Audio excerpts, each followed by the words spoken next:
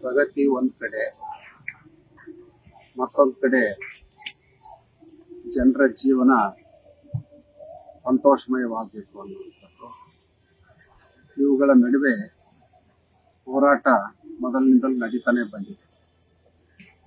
ಕಳೆದ 4 ವರ್ಷಗಳಿಂದ ಬೆಂಗಳೂರು ಪಕ್ಕದ ದೇವನಹಳ್ಳಿ ತಾಲೂಕಿನ ಚನ್ನರಾಯಪಟ್ಟಣದ ಸುಮಾರು 15 ಹಳ್ಳಿಗಳ ಜಮೀನನ್ನ ಸರ್ಕಾರ ತೆಗೆದುಕೊಳ್ಳಲಿಕ್ಕೆ ಏನೆಲ್ಲ ವ್ಯವಹಾರ ಮಾಡ್ತಾ ಇರುವಂಥದ್ದು ತಿಳಿದು ಬಂದಿದೆ. ಕಳೆದ 4 ವರ್ಷಗಳಿಂದಲೂ ಕೂಡ ಆ 13 ಹಳ್ಳಿಯ ಜನರು ನಮ್ಮ ಬದುಕಿಗೆ ಈ ಜೀವನ ಜಮೀನೇ ಆಧಾರ, ಇದನ್ನು ನಾವು ಯಾವುದೇ ಕಾರಣಕ್ಕೂ ಬಿಟ್ಟುಕೊಡೋದಿಲ್ಲ ಅಂತ ಹೋರಾಟ ಮಾಡ್ತಾ ಬಂದಿದ್ದಾರೆ. ವಿಷಾದದ ಸಂಗತಿ ಅಂದ್ರೆ ಸರ್ಕಾರ ಇನ್ನೂ ಕೂಡ ಆ ಹೋರಾಟಗಾರರಿಗೆ ನ್ಯಾಯವನ್ನು ಒದಗಿಸುವಲ್ಲಿ ವಿಫಲವಾಗಿದೆ. ಬದಲಾಗಿ ಬಂಡವಾಳಶಾಹಿಗಳ ಪರವಾಗಿ ನಮ್ಮ ಸರ್ಕಾರಗಳು ವ್ಯವಹಾರ ಮಾಡ್ತಾ ಇರುವಂತದ್ದು ತುಂಬಾ ವಿಷಾದನೀಯ. 25ನೇ ತಾರೀಕು ಬಹುದೊಡ್ಡ ಹೋರಾಟವನ್ನ ವಿವಿಧ ಸಂಘಟನೆಗಳು, ಜನಪರವಾದಂತಹ ಕಾಳಜಿ ಇರುವಂತಹವರು, ಗ್ರಾಮೀಣ ಪ್ರದೇಶದ ಬಗ್ಗೆ ಒಲವಿರುವಂತಹವರು ದೇವನಹಳ್ಳಿ ಚಲೋ ಅಂತ ಹೊರಟಿದ್ದಾರೆ. ಹಾಗೇನೆ ಸರ್ಕಾರದ ವಿರುದ್ಧ ಒಂದು ಪ್ರತಿಭಟನೆಯೂ ಇರುತ್ತೆ.